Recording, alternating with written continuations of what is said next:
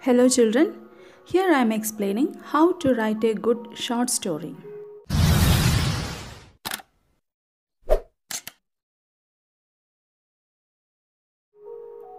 A short story is meant to be read in a single sitting.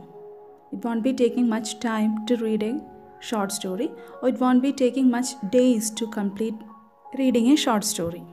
So, a short story is meant to be read in a single sitting, and therefore it should be as direct and brief as possible. It should be direct and it should be very brief. Okay?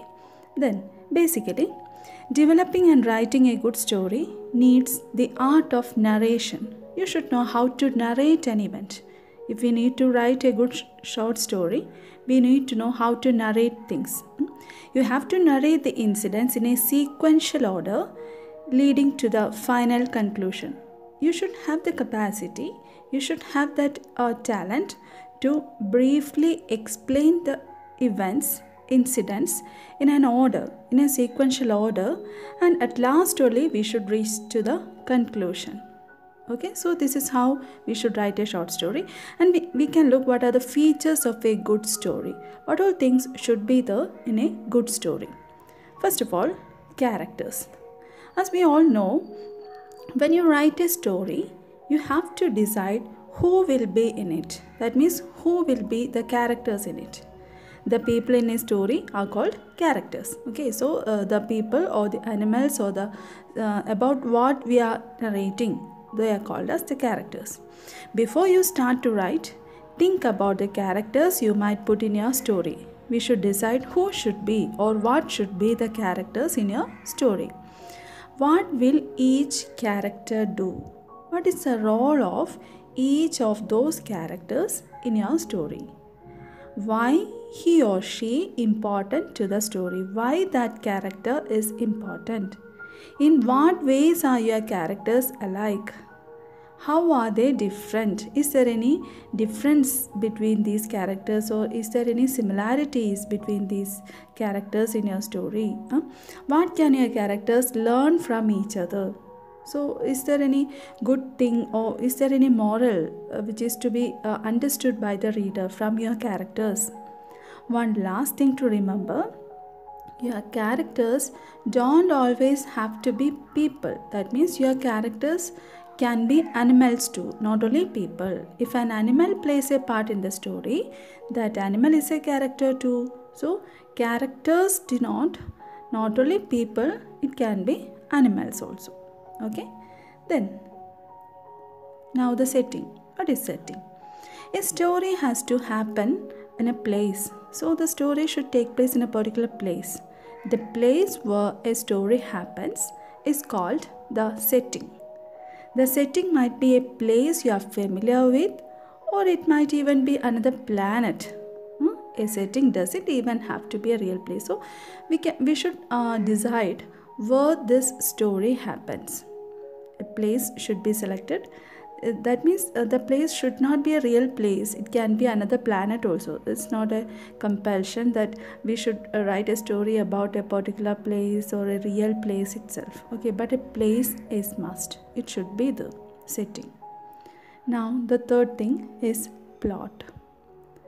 Once you have decided on your characters and setting and made them come alive with details, your characters have to do something. So we already decided there should be some characters. We understood that we should make some characters, or we should create some characters in the story. And second thing is we decided where this story should take place. Okay, so the characters and the setting is ready.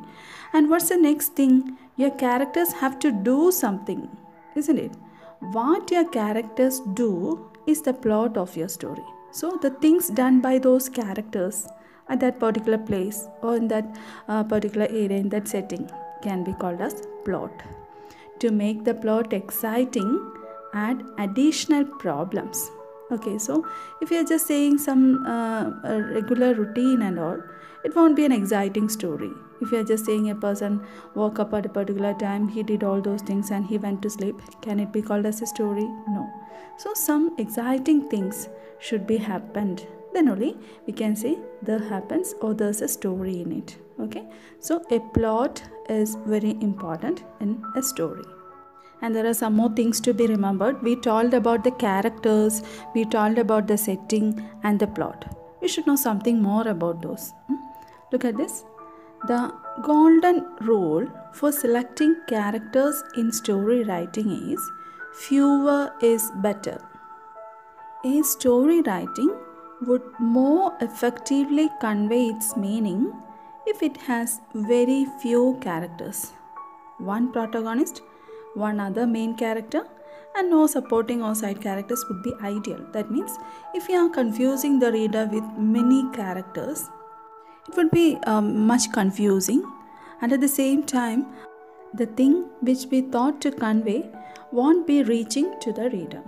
Okay, so what should be done is story writing should be more effective, or story writing would be more effective while we are reducing the number of characters. Few characters are enough. Okay, one protagonist, that means one main character, and one other main character, that means one supporting character, one or two supporting character. Side characters number should be reduced. Okay, so number of characters should be very less in a story. That is the meaning of fewer is better.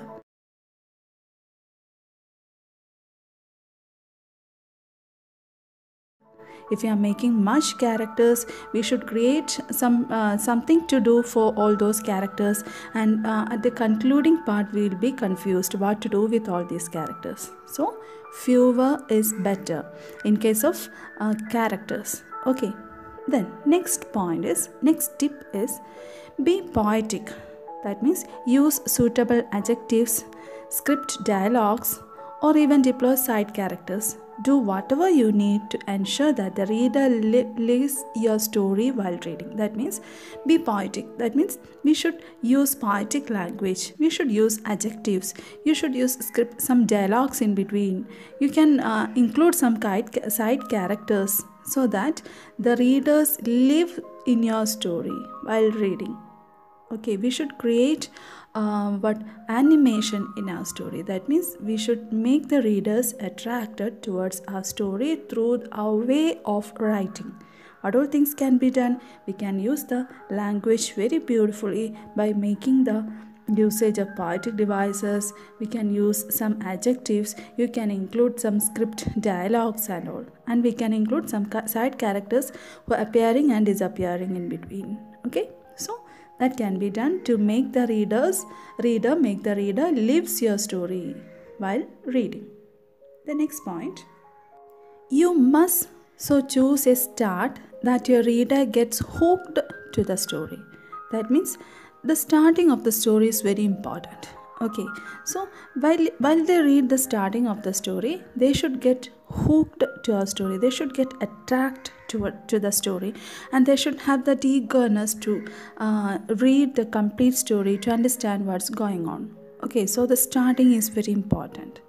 The next one, create confusion or question in reader's mind by first line of your story. So in that first line, we told about the starting, isn't it?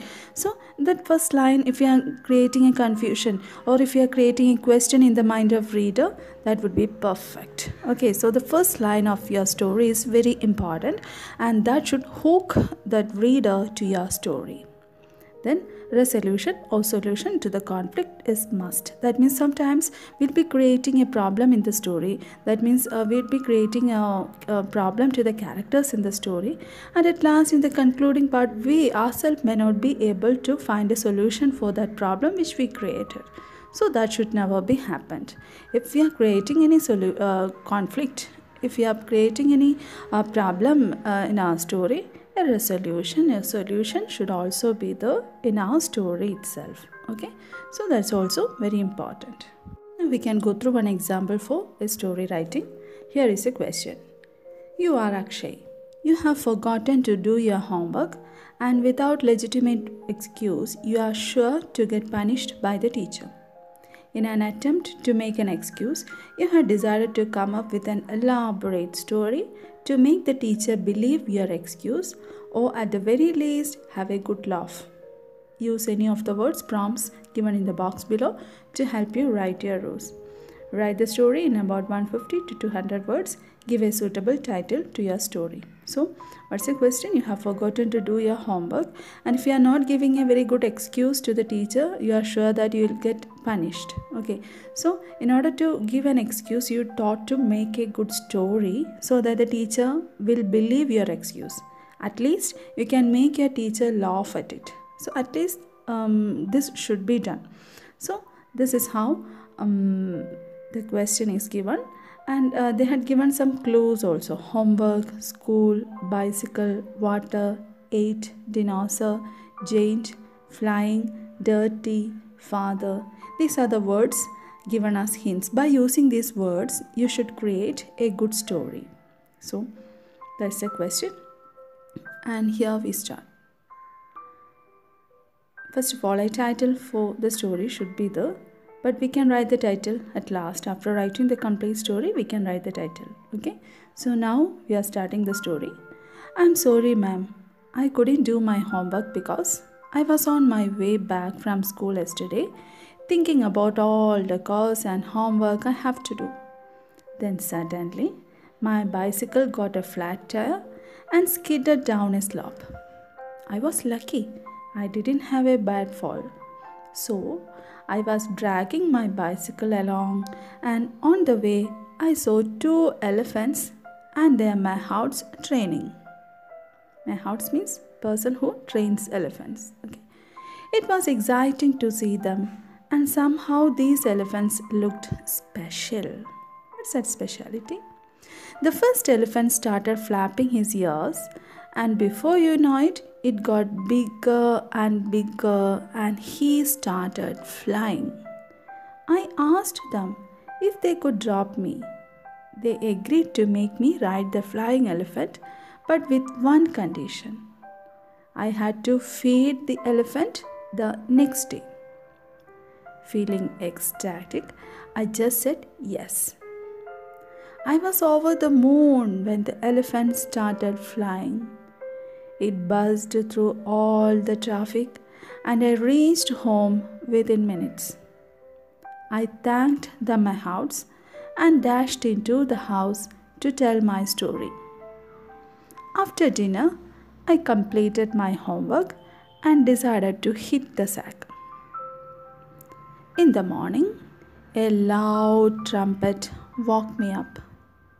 I saw that the elephant was back, and remembering what the mahout said, I got a couple of snacks from the fridge. The elephant wouldn't eat anything. Then, all of a sudden, the elephant raised his trunk and started sucking in air like a vacuum, and all the leaves in the garden and the paper from all the books in our library flew straight into the elephant's mouth. The mahout mentioned that his elephant liked the paper. After eating, it flew off with the mahout.